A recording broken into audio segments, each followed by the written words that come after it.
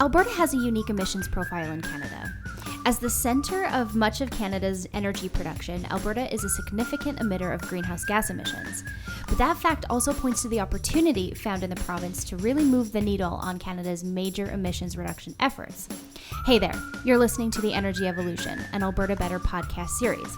On this series, we look at the technologies, future fuels, and more that are defining the next age of energy and how Alberta can lead the charge to a low-carbon world. On this episode, we're looking more closely at this opportunity and diving into a recent report released by the Business Council of Alberta called A Low-Carbon Industrial Strategy for Alberta. Reid, former director of the Pathways Alliance and former co-chair of BCA's Energy and Environment Committee, joins the show to break down the report and its recommendations for industry and government, why a tailored strategy for Alberta is important, and the importance of bringing energy security back to the conversation, and so much more. And if you liked this episode and want to support our message of shared prosperity for all, please be sure to head over to Apple Podcasts, Spotify, or wherever else you get your podcasts to subscribe, rate the show, and give us a quick review. Enjoy the show.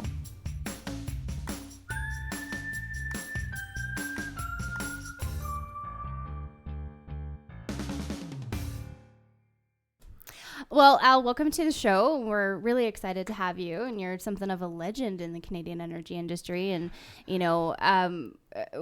before we get into our topic today on a low-carbon industrial strategy for Alberta, can you just share with our listeners a little bit about who you are, what you do, more importantly, kind of why you do it? Sure. Well, thanks. And legendary is probably something I don't associate with my name very often, but thank you. Right now I'm retired. I had a long career with Cenovus, and at the end of that, I left Cenovus's leadership team after the Husky deal was closed at the end of 2020.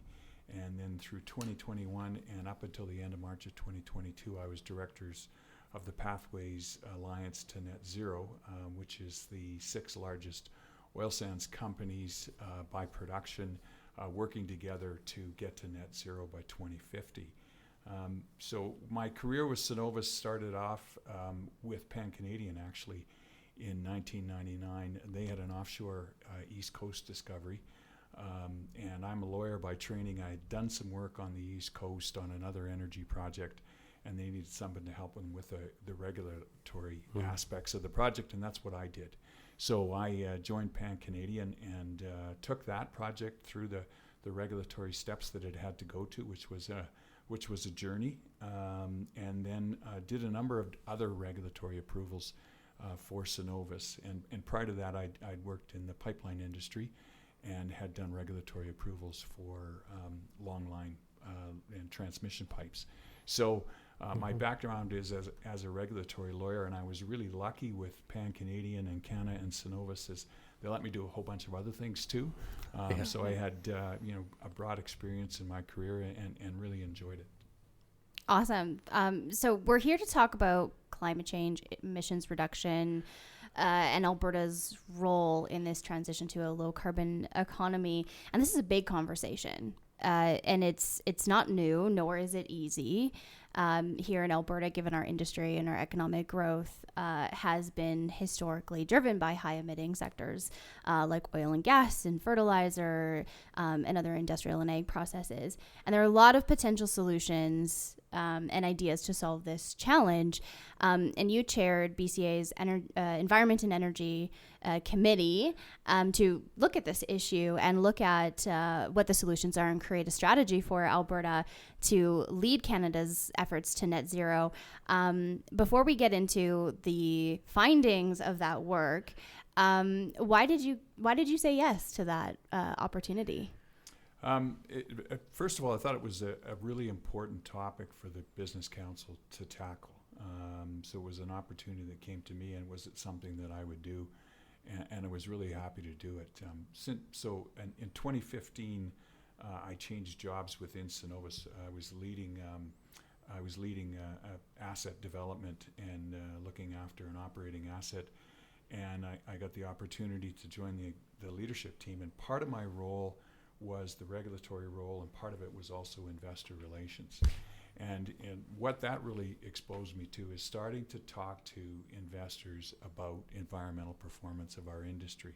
And I would say that was really the dawn of the whole ESG movement as it pertains to the oil and gas sector.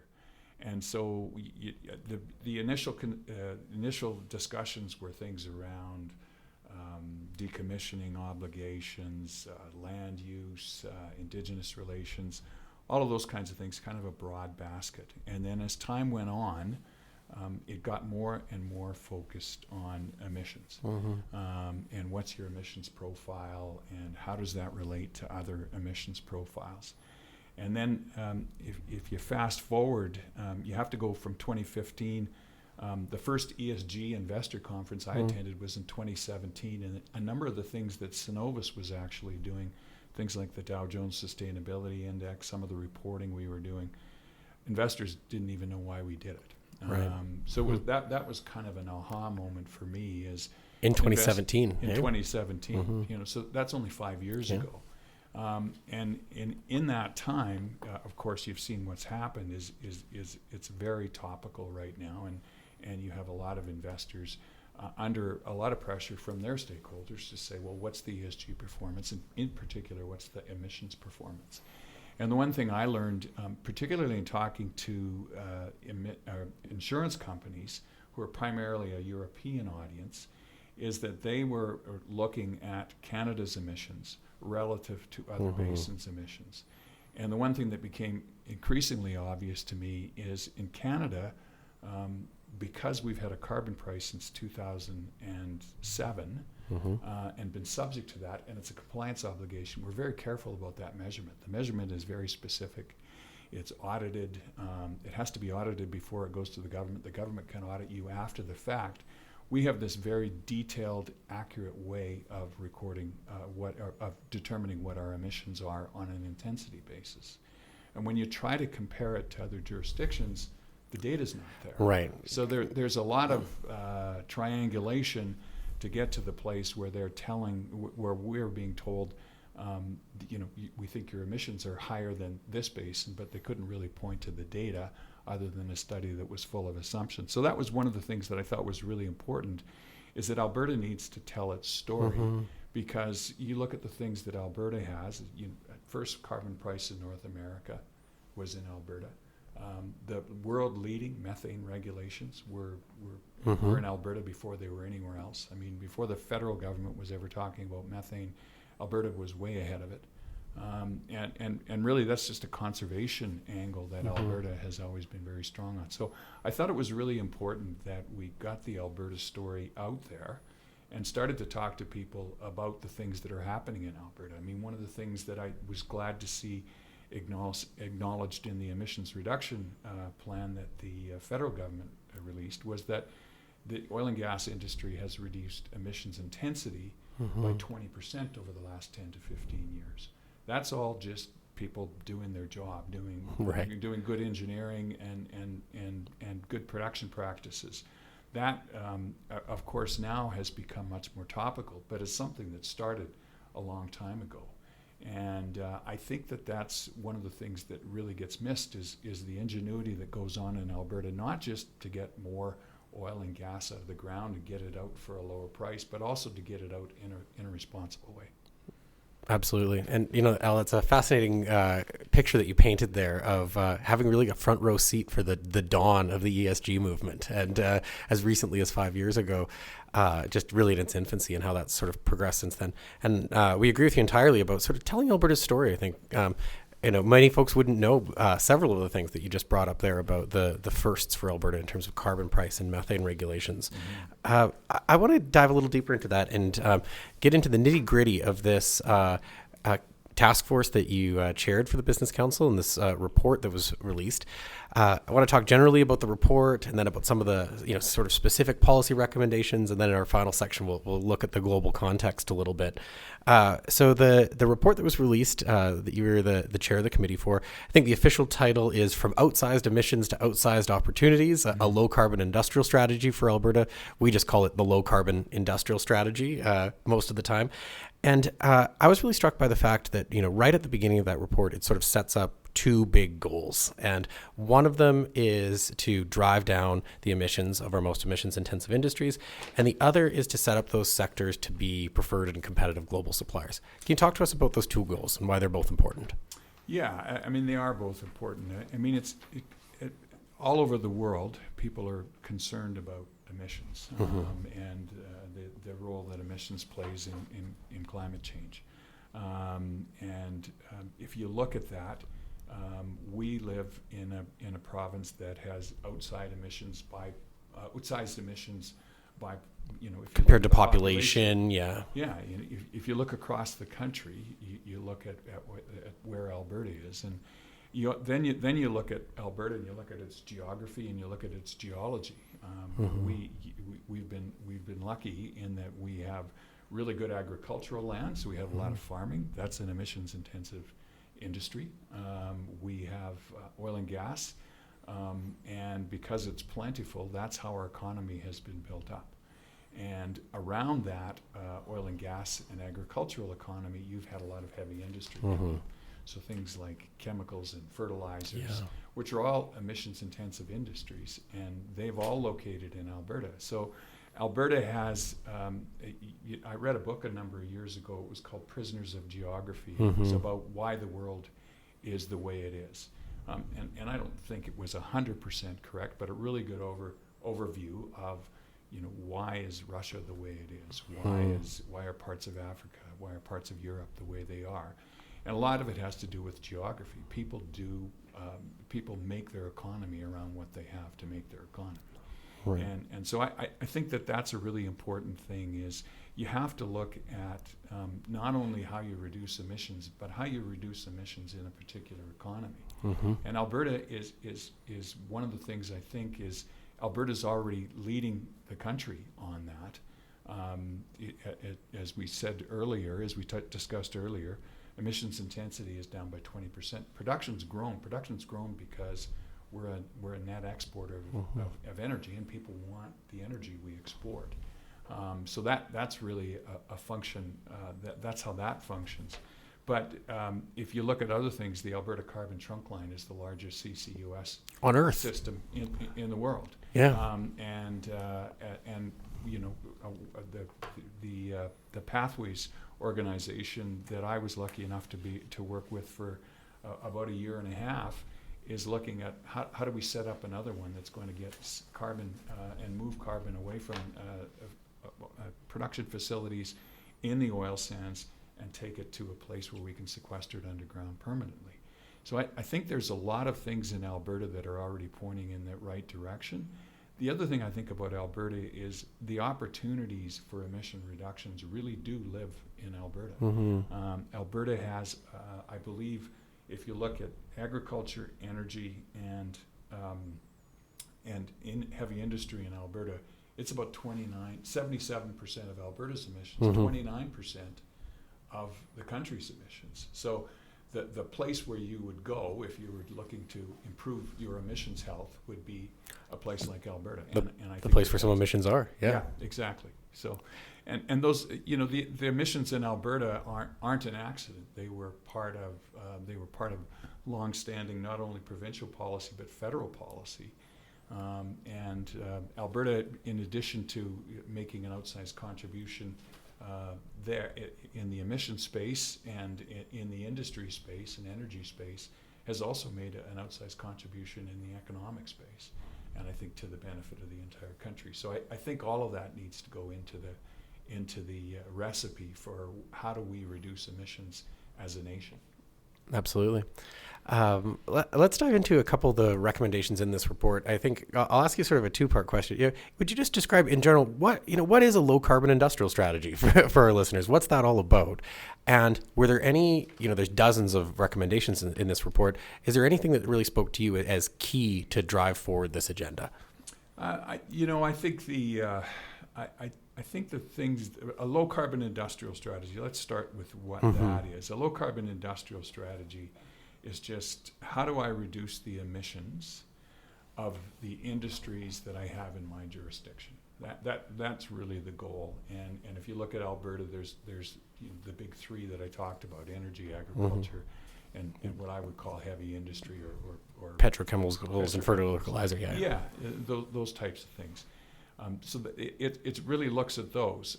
The interesting thing with all three of those products is they're all trade exposed. So what that means is we sell our products to jurisdictions that don't make what we make. Alberta's blessed with having, Canada's blessed with having the third largest oil reserves in the world, and I think the fourth largest gas reserves.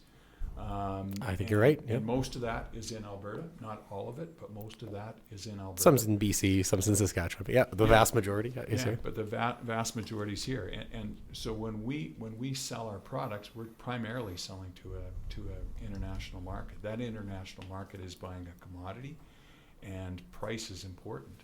And we always have to be mindful of that. Increasingly, countries are saying we also want to understand the emissions associated with that. We think we have a great story to tell in Alberta. It's got a long history of ingenuity in its production practices. Even if you look at the in situ oil sands sector, which is now half of oil sands production, that didn't exist 25 years ago. And now it's a very vibrant part of not only the Alberta economy, the national economy, and a very vibrant part of world energy supply. So I think you have to look at all of those things when you look at that. When you build out a low carbon industrial strategy, one of the things that's really important is that you are also preserving the integrity of the economy. And I think that there's a pace and a scale that has to be achieved that preserves the integrity of the economy, because the reality is, and we're learning this all over again. When people say we have an energy crisis, and there's a lot of discussion in 2022 around inflation. A lot of that inflation is driven by a higher energy prices for a variety of reasons, which we can get into. But a lot of that is because energy costs are really high, and everything that we do is associated in Canada and around the world with a hydrocarbon economy. And hydrocarbons are expensive, so it's a big driver of inflation. So it's important that we also, when we're keeping in mind reducing emissions, that we still have reliable and affordable energy.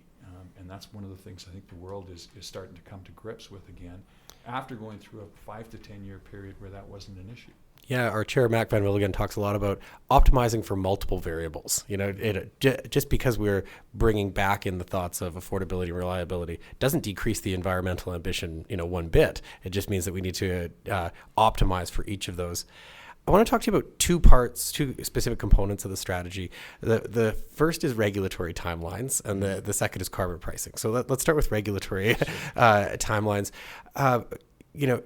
Achieving a low carbon future, achieving a low carbon industrial strategy is going to involve, for lack of a better term, building a lot of big stuff.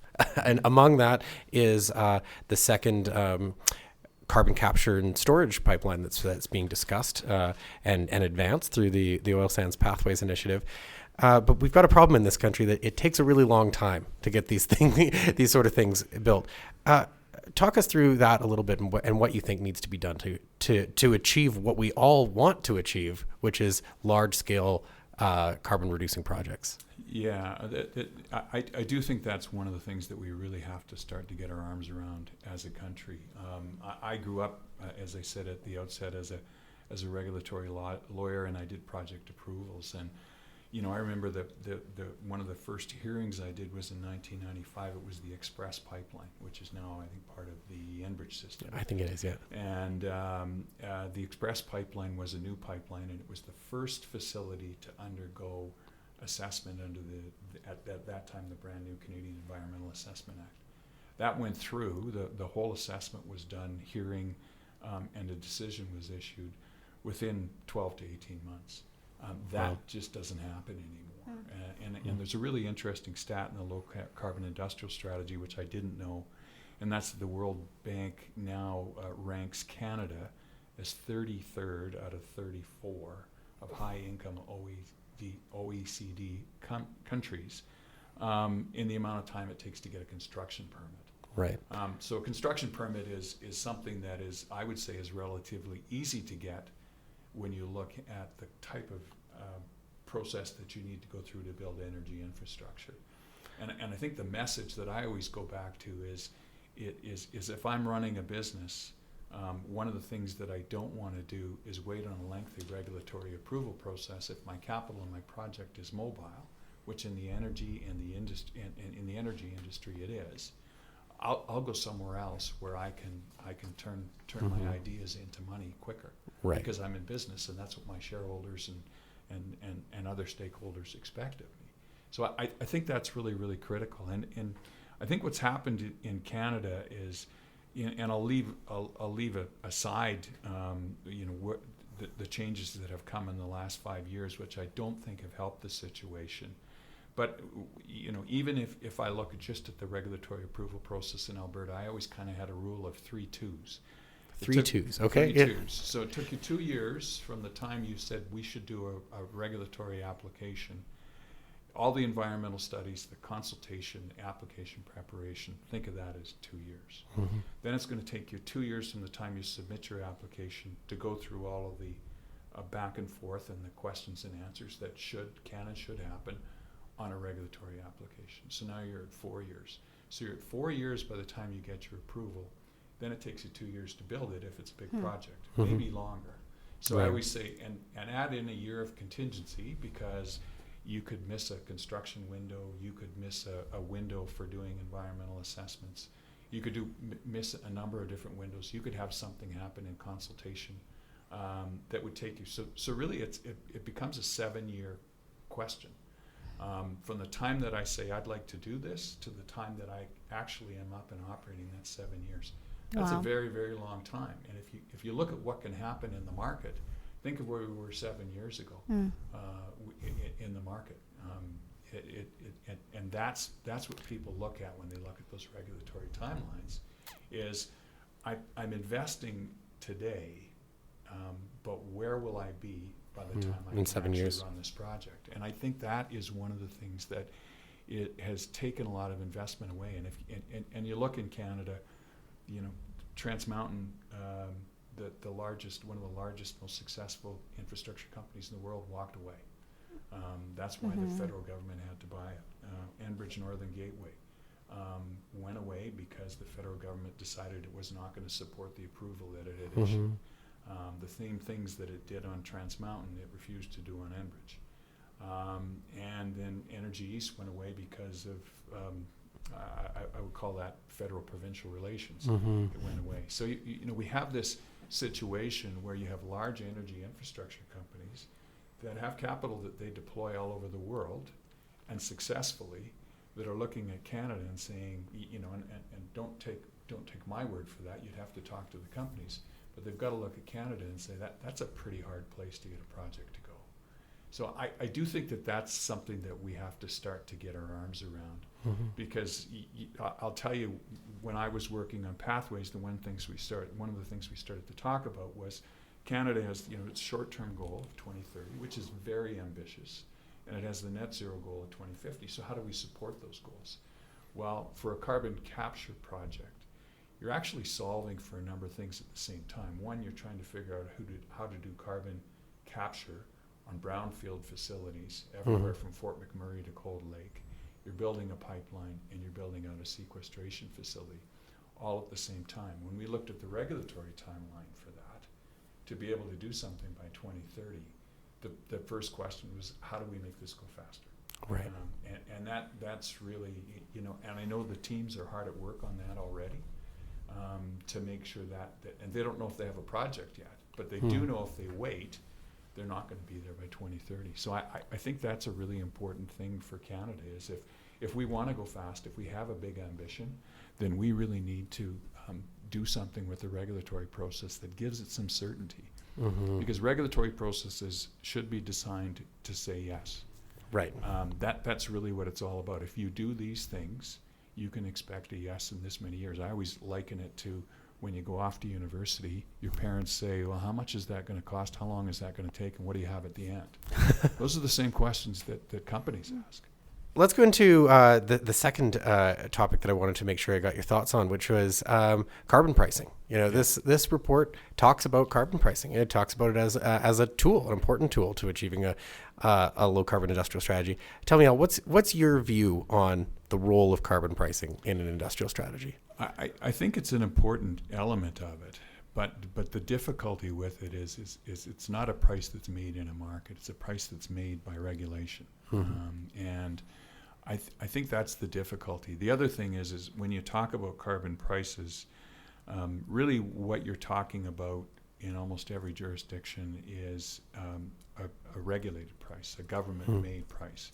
It costs you this much to emit a ton of CO2 or CO2 equivalent. And what that means is that can change over time, and certainly we've seen that in Canada. And then you take in Canada, you don't have a carbon market, you have a series of carbon markets that are provincial.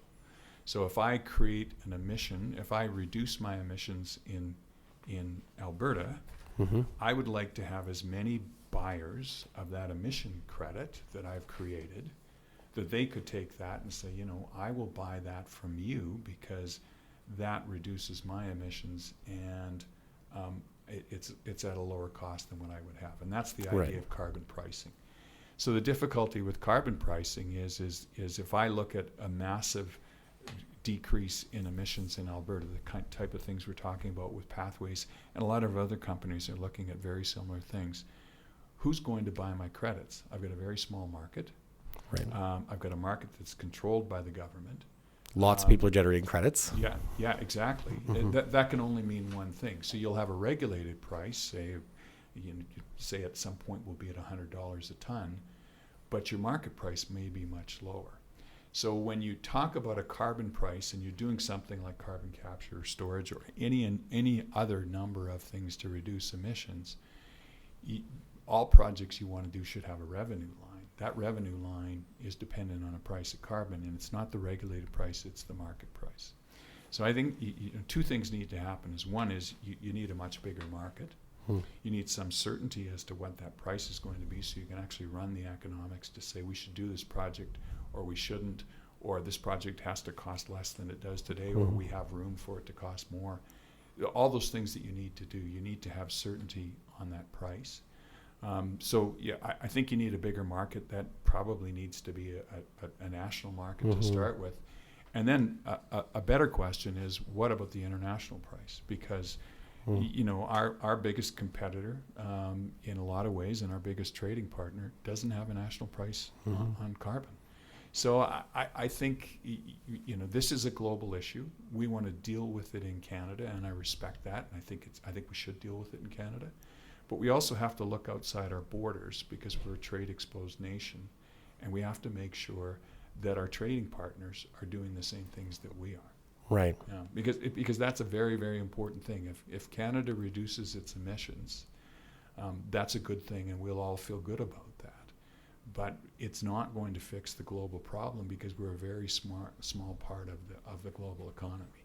And that doesn't mean we shouldn't do anything, but we should be insisting that others are also doing things. Absolutely. Yeah. We had a chance at one of the Business Council meetings to hear from the Nobel Prize winning economist William Nordhaus, and he talks about the climate club concept of, the large countries like Canada and the United States kind of getting together and saying, well, maybe the whole world, we can't get the whole world to move where we're headed in terms of energy and climate policy, but maybe the big countries that produce a lot of energy can do the same sort of things and make sure that they don't get out of step on competitiveness. Yeah, I think that is really, really critical. Is whenever you introduce a policy, it's a lot of elections now. A big part of the elections is a lot of talk about climate change, and I think that one of the things you have to do is you have to also let people know this is what it's going to cost us to do this, and this is what the context is of a global problem, and this is what Canada can do. And I think there's part of that isn't happening. And I think it does need to happen because I don't know very many people that make big purchases that don't ask how much is that going to cost Right. before the purchase, before the goods arrive. And I think that that's a question that really needs to be addressed as we talk about climate change. We have to also talk about economic impact, tax impacts, all those things that matter to people. I think what we're seeing right now with the big concern over inflation, those are the types of things that people care about. They care about climate change. They want to get the issue dealt with, but they also care about the standard of living, the cost of living, and those are important things. Of course, yeah, and we have to keep those things in step. Otherwise, it can actually decrease enthusiasm for our ambitions as well. Yeah, exactly. Yeah. So let's move into the policy space for a little bit. We've talked about the ambitions and what we want to make happen in terms of the low carbon industrial strategy. What are some of the big shifts that we need to make? Policy, investment, public commitments to make these recommendations a reality. What's really going to move the needle? I think the first thing is real certainty on how these investments will be treated. If you're going to make an investment in a carbon capture project and the infrastructure that goes with that, a pipeline and a sequestration site, you're talking billions and billions of dollars that are going to go into that. For each company, it'll be at least $1 billion. It has to be. And so, if you look at the 6 pathways companies, you've got billions of dollars. What I need to know is what's the revenue associated with that? How long do I have to spend money? When do I have to start spending money? Because you're also planning a business. You have shareholders and bondholders and people that expect a return from your business. So you need to run that investment the same way you run every other investment in your business. Right now, you can't see a long-term price for carbon, and you can't see a long-term carbon policy strategy because it's pretty dynamic. It's a pretty dynamic environment. So I think that's probably the first thing that you really need to see is just kind of that certainty of if I make this investment, this is what it's going to look like. Some other government's not going to come in and make that change. Right. I can count on a carbon price that is going to be close to the regulated price. I think there's mechanisms in place that could be done could be used to assure that. But those are the type of assurances that need to happen. And what sort of mechanisms? I have ideas in my head too, and I've heard things floated around. But tell me a little bit about that. What do you think's worth exploring?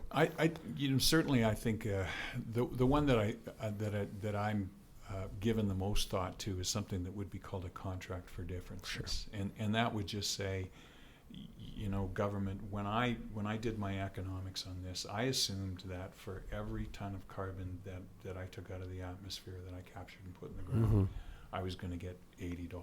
Sure. If I get $70, you're going to give me 10 because that keeps me whole.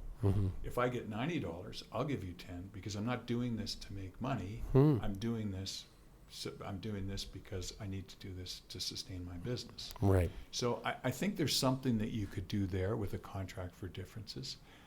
There's lots of puts and takes around that, the way you'd have to structure it because of the nature of governments.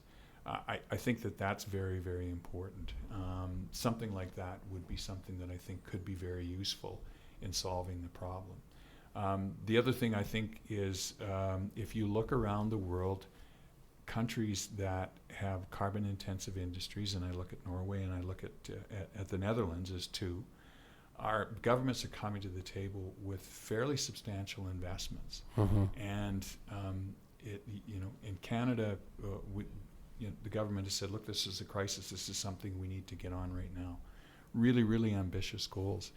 And if we have a really, really ambitious goal, we have to get started now. We can't be continuing to kind of triangulate about we think this is what we're going to do. And we have to come to the table with funding that's going to allow companies to be able to do this. And I think everyone's been pretty clear that the CCUS, that the carbon capture tax credit, isn't going to make this happen. So. And I'm not trying to be critical of the government because I think the government's just trying to do the best job they can with this. I do think that if this is something that we want to make happen by 2030, 2030 is tomorrow. Yeah, in 7.5 years away. And you just laid out how it takes 7 years, Just to get a project approved. under pretty good circumstances. And 2050 is not very far in the future. Now, the other thing that we need to do is we really need to get going on the technology front. There are technologies that work today. That's one of the beauties of carbon capture and storage is that it works. We know it works, but it's expensive. Lots of work going on to drive down those costs. And in Canada, I think we have as some of the best ideas anywhere as to how we would come up with different ways to capture carbon. I mean, if somebody could get direct air capture to work, that's a fantastic thing. But if it's hard to capture CO2 from a flue gas stream at 9%, it's even harder to capture it from the atmosphere, from ambient air. Yeah, exactly. So, there's lots of work that needs to be done there. But one of the things I always find with this is there's lots of funding to get ideas off a lab bench. But you have to get it off the lab bench. You have to get it into the field. You have to try it out. You have to run it. And you have to get it where it's broadly commercial available. And that's where I think Canada falls down. We're good at the innovation stuff, the stuff at the front end, the lab bench, which is not inexpensive, but not in a relative sense inexpensive, because it's that piloting, it's that building it in the field. It's I know when I ran a production operation, whenever we wanted to introduce an idea on a research and development front, all the operators in the plant were very nervous because they knew how the equipment worked. And if you add something else into that, they know it's going to be different. It could be one pump operates differently and it could upset everything.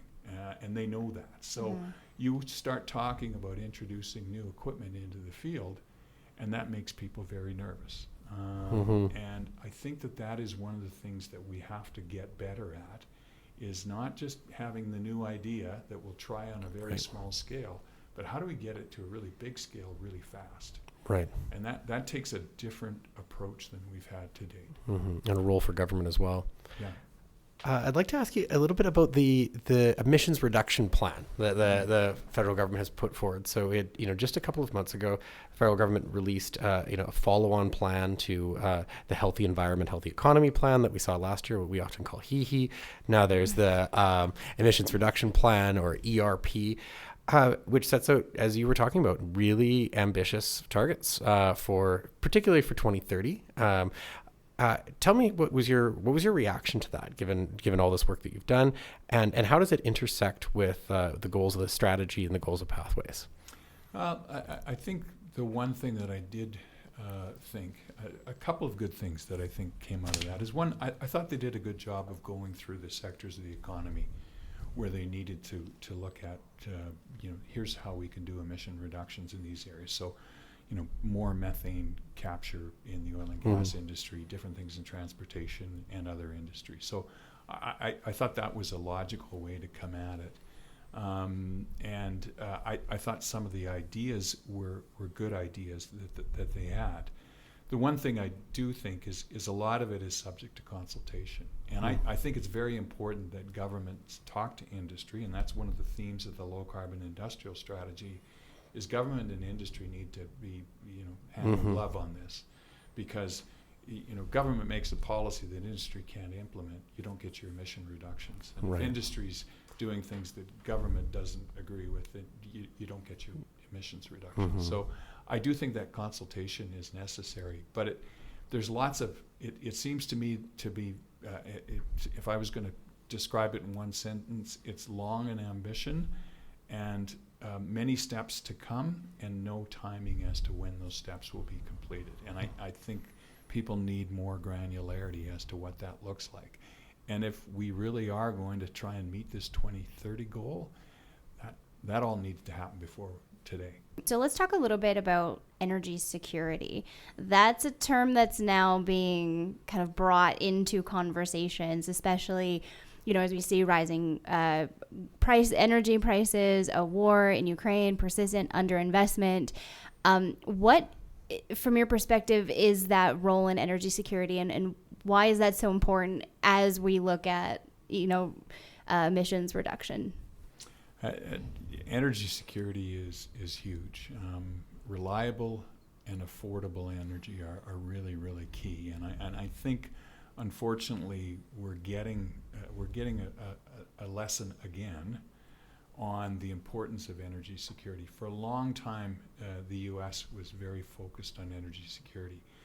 A lot of that is the reason that the oil sands grew the way they did in sort of the 1990s and first decade of the 2000s is because the U.S. market was there.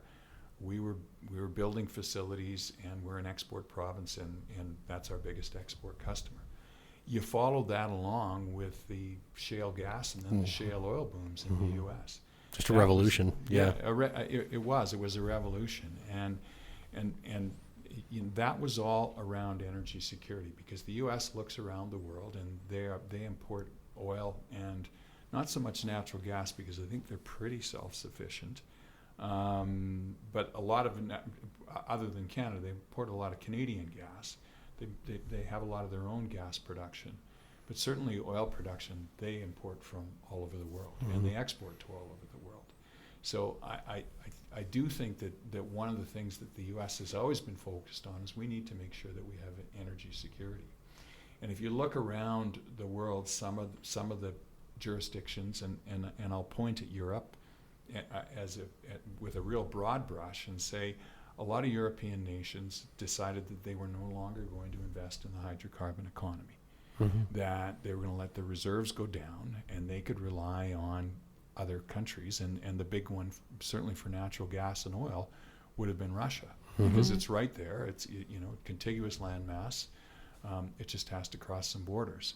Well, you start off with the reliability, and there's always been some questions as to how reliable that flow would be. Right. And now you're into the affordability.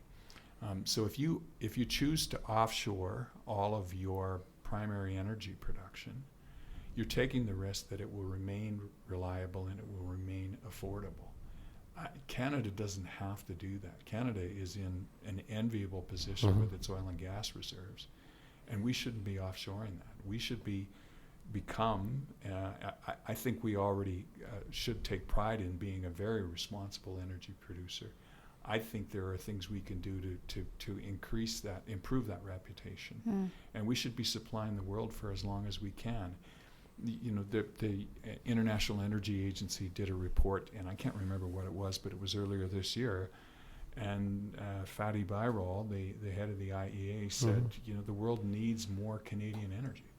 Canada needs to be doing more because it's known as a reliable and a responsible supplier. And that's the IEA saying that, yeah? Yeah, exactly.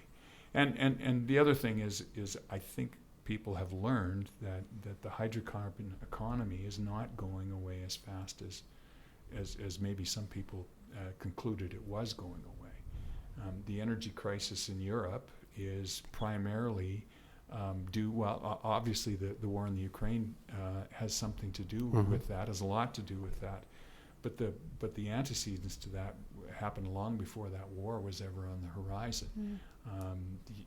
The U.S. In Britain, they retired a lot of coal plants, going to rely on wind. Well, the wind didn't blow for a year. Natural gas became in short supply. Now they've turned on a number of coal plants that are probably going to run throughout the year. So you're going to have more coal emissions than you've had in several years as a result of a lack of energy security. You can't get the energy from anywhere else. You can run coal-fired plants. So that's what you have to do, only to make it affordable for the people that live. Well, Al, this has been a fascinating conversation. As we begin to close in on the end, I think we'd ask you, we want to ask you a few questions about sort of your messages to different groups, when you're looking at a low-carbon industrial future. And the first one, actually, is when you're talking to other business leaders, when you're talking to industry, what's your message to them about where we need to go in the future? I think when the one thing I started with is, I talk to investors and other countries and people from other companies from around the world, but investors, insurance companies, bondholders, all of those things, And what you've seen is the access to capital in Canada. You've had a lot of large European banks that have stepped back from Canada. Insurance companies are having under increasing pressure from their stakeholders to not be doing things with the Canadian oil sands, but energy on a larger scale. I think it's really important that we take the issue seriously. It is an issue, and we need to deal with it. We need to deal with it expeditiously as we can. But the other thing is that it's an issue that is wrapped up in a lot of other issues, energy security and affordability being primary, and the Canadian economy being very reliant on the work we do. So I do think the one thing is that businesses need to work together. We can't throw stones at each other. And this is something that they need to solve as a group. And I think if you look at things like the Business Council of Canada and it used to be called the Canadian Council of Chief Executives. I think it's now called the Business Council of Canada. Business Council of Canada. BCC, we often call it. The BCC. They're doing this work. And they're doing this work together. They're trying to understand the challenges that different economic sectors have and how they can deal with this. And I don't think there's anyone in those groups that's saying we shouldn't do anything. I think people are saying, how do we do this as fast as possible, but in a way that preserves the economic prosperity of the country, because that's important, not only to me as an individual, but to my family, friends, and the people that work in the companies that I lead. And I think that's one of the things that business leaders are doing, and it's a serious issue, but we need to come at it in the context of what can Canada do, how fast should it do it, and what are the right policies for it. And you get a great audience for that, because I think everyone's aligned that you need to have a Made in Canada strategy for this. Now, if I can ask you to sort of mentally turn around in your mind, one audience is business leaders in industry. Another, you mentioned policy, is governments. What do you think is the key message for governments? Two. One is different levels of government need to get on the same page about how we want to go after this. Hard in a country like ours. You have all the provincial governments, you have the federal government, you have municipal governments, and for some reason they like to throw stones at each other. But if we've got a crisis, and I look at how COVID was handled in Ontario, and Premier Ford, a conservative premier who I don't know much about, but when the federal government did a good job, he thanked them. And they worked together, and they did a good job of managing COVID. Could they have done better? Sure. I'm sure there's lots of people that are closer to that than I am that would say they could have done a lot better. But they worked together because they had a crisis. We had alignment on the goals. Yeah, exactly. Save lives. Yeah. So let's get aligned on the goals. Let's get aligned on how fast and how far. Who's going to pay for what? Because I think that's an important thing, and I think that's one of the things that is always the hold up is, different levels of government are kind of waiting to see what the other government's going to do. Let's get aligned on what we want to get done, and then figure out how to get it, make it happen. And the other thing is, talk to industry. Talk to industry about what's important, how fast things can happen, how fast things can't happen, before you go out and make promises. Because once you make those promises, people remember them, as they should. And if you get to 90% of your goal, you're still going to have people say, "Well, you failed. You didn't make it happen." So I've never been somebody who says you always have meager goals, because then you always meet them. Set some stretch targets, but have a plan where you've talked to industry, talk to other governments before you release that. Because then you can get people coalesced around that common goal, and I think you can make good things happen. But when you release a goal and then you start thinking about how you're going to actually meet it, it's a lot tougher. If there is one insight, one idea, one takeaway that you'd like our listeners to kind of take away from this episode, what would that be? I think it's one of those issues that where we are right now with energy prices and energy security and where does our energy come from? Why does it cost so much? I think it's a really good time for people to have a good discussion about all of this. For a long time we had an energy security discussion that didn't talk about climate change. Then we had a climate change discussion that didn't talk about energy security. You can't talk about energy, environment, and economy in three silos. You have to talk about them all together. So it's a multivariable equation, and I think people should be talking to their friends and neighbors and families about this, to the extent you can do that around a dinner table, because you don't want to ruin it with different perspectives. But I do think now's the time to start having that discussion. And I also think that as a Canadian, an Albertan, or if you live in Saskatchewan, Ontario, when your government releases a plan, I think you should understand what that plan's going to cost, what it means to you as a citizen. Because I do think that is the difficulty that I look at what's happened in the city of Calgary. Is the city of Calgary announced that they were going to pursue an agenda on climate subsequent to the last election, and I'm not throwing stones at them. They announced what a number of other town and city councils have done all over North America and the world. But they released a price tag of $87 billion, and you have a lot of very upset Calgarians because they're saying, well, how are we going to pay for this? It's an unfathomable amount of money in many ways. Yeah, it is, and people have gone ahead and broken it down to how much that means per household.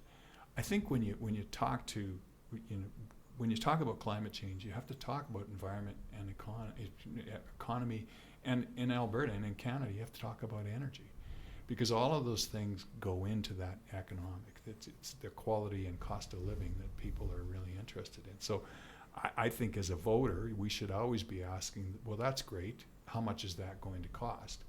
And just like when you go on a vacation, that if I plan my vacation a year ahead, I can say, well, I can get this accommodation for this much. I can get this flight for this much. But if I decide I'm going to go on the 20th of December, I decide I'm going away someplace nice for Christmas, I'm going to pay what it takes. So I think, pace and cost and what's the rest of the world going to do, how we're going to solve this in a global sense, are all questions that need to be asked when you look at one country or one jurisdiction strategy. Ending on a note of pragmatism. Thanks very much for joining us today, Al. Well, thank you for joining us for this episode of the Energy Evolution, an Alberta Better podcast series. This podcast is a production of the Business Council of Alberta, and you can learn more about us at businesscouncilab.com. And we'd love to connect with you on social media, so give us a follow at BizCouncilAB on Twitter, Facebook, and LinkedIn. And if you liked this message and want to support our message of shared prosperity for all, please be sure to head over to Apple Podcasts, Spotify, or wherever else you get your podcasts to subscribe, rate the show, and give us a quick review. New episodes drop every other Tuesday. Thanks for listening. We'll see you next time.